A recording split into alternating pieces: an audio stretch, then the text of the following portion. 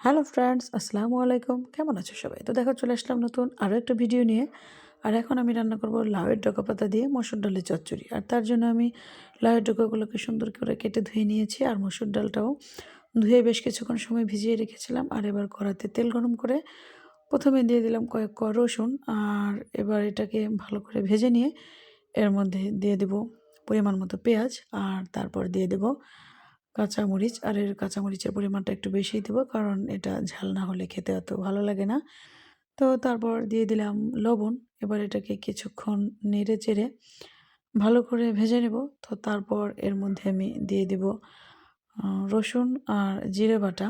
এবার এটা কাঁচা গন্ধ যাওয়া পর্যন্ত সুন্দর মতো ভেজে নিয়ে তেল ছেড়ে দিলে এর মধ্যে আমি দিয়ে দিব হলুদ গুঁড়ো। তারপর এটাকে হালকা করে নেড়ে চেড়ে মিশিয়ে নিয়ে এর মধ্যে দিয়ে দিব অল্প একটু পানি।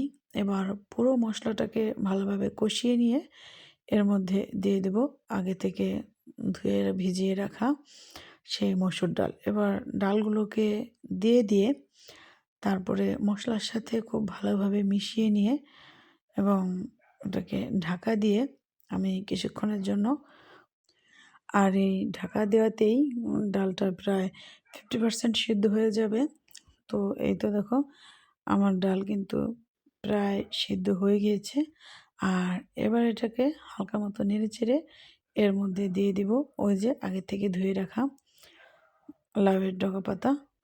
এবার এটাকে নেড়ে চেড়ে খুব ভালোভাবে মিশিয়ে নিয়ে ঢাকা দিয়ে দেব কিছুক্ষণ সময়ের জন্য।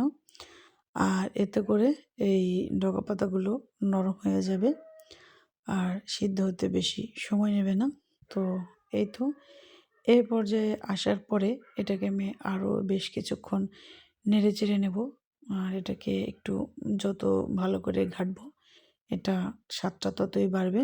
তো এই তো, ভালো মতো নাড়াচাড়া হয়ে গেলে এর মধ্যে দিয়ে দেবো পরিমাণ মতো পানি। ঠিক সিদ্ধ হতে যতটা পানি লাগবে, এটা সিদ্ধ হতে আবার বেশি পানি লাগে না। তো এই তো, পানি দিয়ে দিয়েছি। এবার এটাকে ঢাকা দিয়ে পুরো রান্নাটা করে নেব। আর এই তো, আমার ডাল চচ্চড়ি হয়ে গিয়েছে। এবার ধনিয়া পাতা দিয়ে নেড়ে চেড়ে কিছুক্ষণ রান্না করে নামিয়ে নিলেই রেডি হয়ে যাবে আমার লাউয়ের ডগা পাতা দিয়ে মসুর ডালের চচ্চড়ি।